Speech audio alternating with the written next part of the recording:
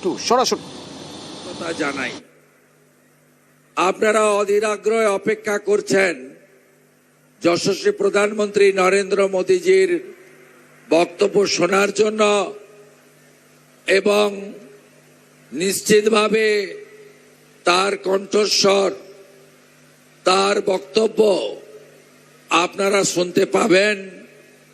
যদিও আবহাওয়া খুবই প্রতিকূল, উনি হেলিকপ্টারে এসে পুনরায় দমদম বিমানবন্দরে ওয়েট করছেন। আমাদের এই মঞ্চে রাজ্যের ভারতীয় জনতা পার্টির দক্ষ সভাপতি, আমাদের রাজ্যসভার জনপ্রিয় সাংসদ সম্মানীয় শ্রমিক ভট্টাচার্য মহোদয় রয়েছেন। আমাদের ভারত সরকারের দুজন মন্ত্রী ডক্টর সুকান্ত মজুমদার এবং মাননীয় শান্তনু ঠাকুর মহোদয় রয়েছেন।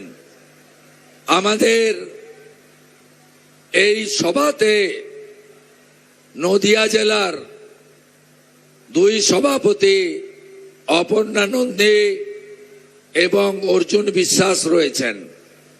আমাদের এই সভাতে আমাদের অন্যতম অবজারভার বিহার সরকারের মাননীয় মন্ত্রী, যার অন্যতম নেতৃত্বে বিহারে আমরা 200-র উপরে আসন জিতেছি, মঙ্গল পাণ্ডেজি সহ বিধায়ক, রাজ্য নেতৃত্ব সবাই আছেন। আপনারা বেশি কথা আমি বলবো না, কারণ গতকাল হিঙ্গলগঞ্জে সভাতে আমি অনেক বাধার মধ্য দিয়েও সভা সেখানে আমাকে করতে হয়েছে। তাই আমি শ্রমিকদাকে বলার জন্য বলবো, তার আগে আমি আপনাদের কাছে একটা কথাই বলবো যে নরেন্দ্র মোদীজি গত কলকাতাতে মেট্রোর উদ্বোধনে বাংলার হিত গৌরব, বাংলার শিল্পায়ন, বাংলার শিক্ষা সংস্কৃতি তার পুনরুদ্ধার করার জন্য, পরিবর্তনের সংকল্প নেওয়ার জন্য আপনাদের কাছে আবেদন করেছেন। আমি আশা করব 26-এর নির্বাচনে আপনারা সেই পরিবর্তন পশ্চিমবাংলায় আনবেন এবং পশ্চিমবঙ্গ থেকে এই যে অপশাসন, কুশাসন, চুরি, দুর্নীতি, শোষণবাজ, তোষণবাজ সরকারকে আপনারা তুলে ফেলে দেবেন। আমি নরেন্দ্র মোদীজিকে ধন্যবাদ দেব, যারা বাংলাদেশ থেকে ধর্ম রক্ষা করার জন্য আজকে ভারতবর্ষে নদিয়া জেলাতে বা বনগাঁ এলাকাতে এসেছেন। তাদের জন্য তিনি নাগরিকত্ব দেওয়ার আইন এনেছেন। এই তৃণমূল, তার নেত্রী মমতা ব্যানার্জি এই সিএ এর বিরোধিতা করেছিল।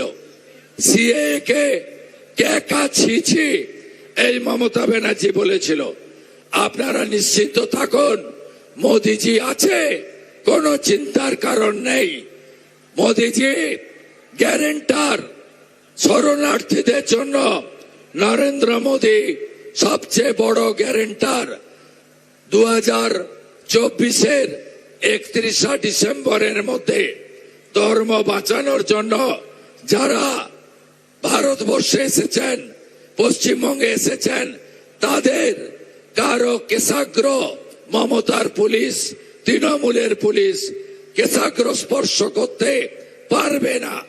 আপনাদের কাছে পিয়ার ঠাকুরের যে স্বপ্ন, যে লড়াই যিনি পূরণ করেছেন, তার নাম নরেন্দ্র মোদীজি।